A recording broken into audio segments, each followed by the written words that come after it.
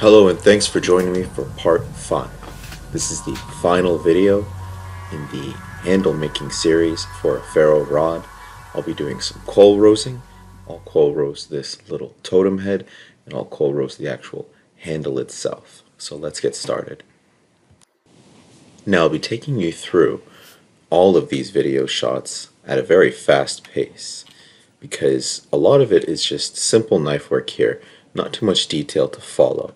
And if you have been following along and just want to try my techniques out, as you can see with this spot of kolrosing here, it's just a series of simple lines in a simple geometric pattern, and then it's slices and stabs to create the pattern that you see on his forehead.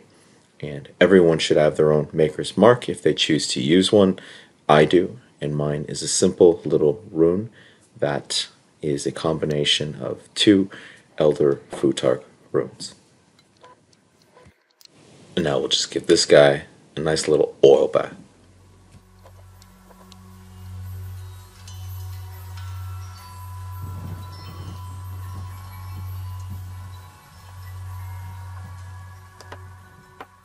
And now for the handle itself.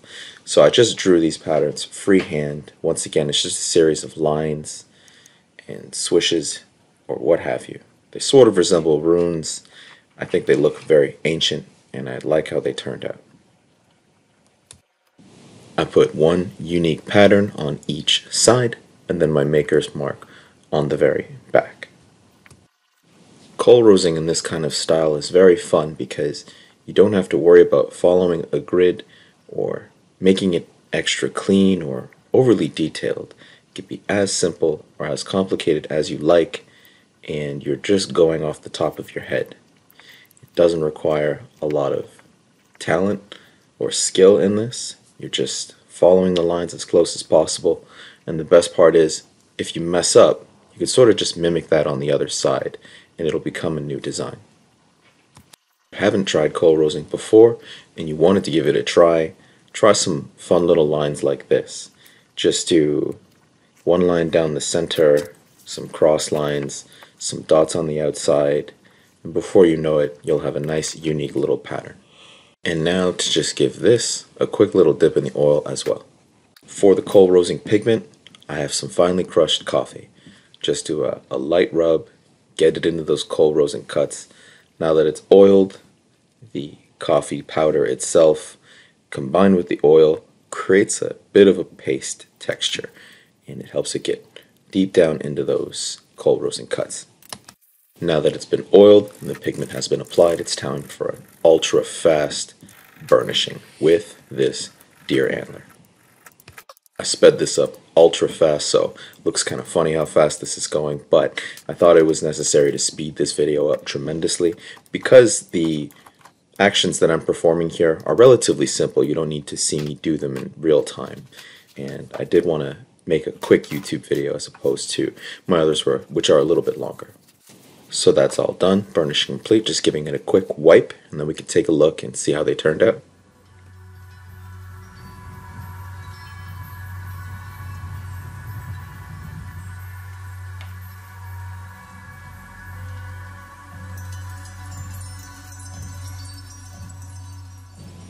And I'm happy with that. I think they look good. So now I can move on to the next step, which will be to epoxy the ferro rod into the handle itself. This is just regular Gorilla Glue epoxy, super accessible, very cost effective, and it's the only stuff that I've used so far. Other makers use a lot more expensive stuff, and that is definitely recommended. But this stuff has never let me down yet, and it works great. I find epoxy has an interesting smell, almost like a burnt smell.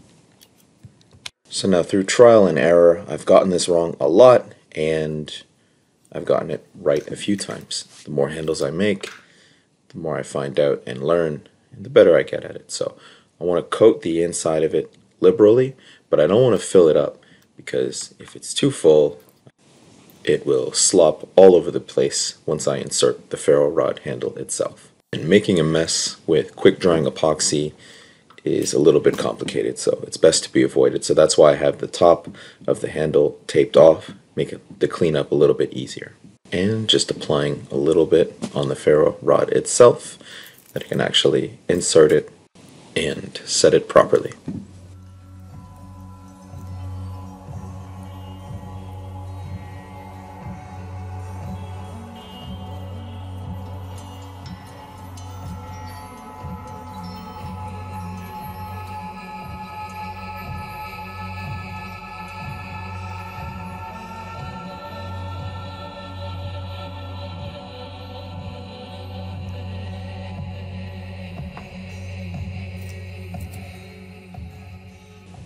So it looks pretty straight. I'm happy with that. I'm just going to wipe off the excess with a bit of acetone. I don't want to soak the acetone in because I don't want to affect the quality of the epoxy.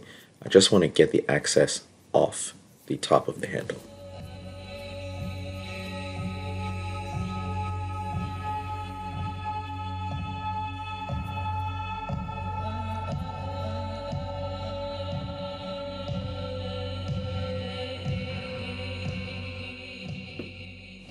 So now that that's all done, just a final check for straightness.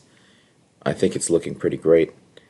It's set just how I want it, so I'm going to let it still and finish things up here. Now for the leather lanyard with the totem head toggle. This leather lanyard's from the original handle, so I thought it was cool to hold on to something from the original handle. I could have grabbed a newer piece of leather, something perhaps nicer, but I think this was a nice touch to leave something from the original handle. Having a big handle like this for a big ferro rod gives you lots to grip onto, and this little totem head toggle is just a little extra bit to hold onto as well. So I thought it was a nice touch. I love making these little totem heads, as I call them. They're very special to me, so I thought it was really nice to be able to incorporate that into this piece here. So, final look, it's all done, and I'm actually really happy with how this turned out. It's going to be a great piece to use for many years to come. I will let the epoxy set overnight, and in this case a few days, and onto the test.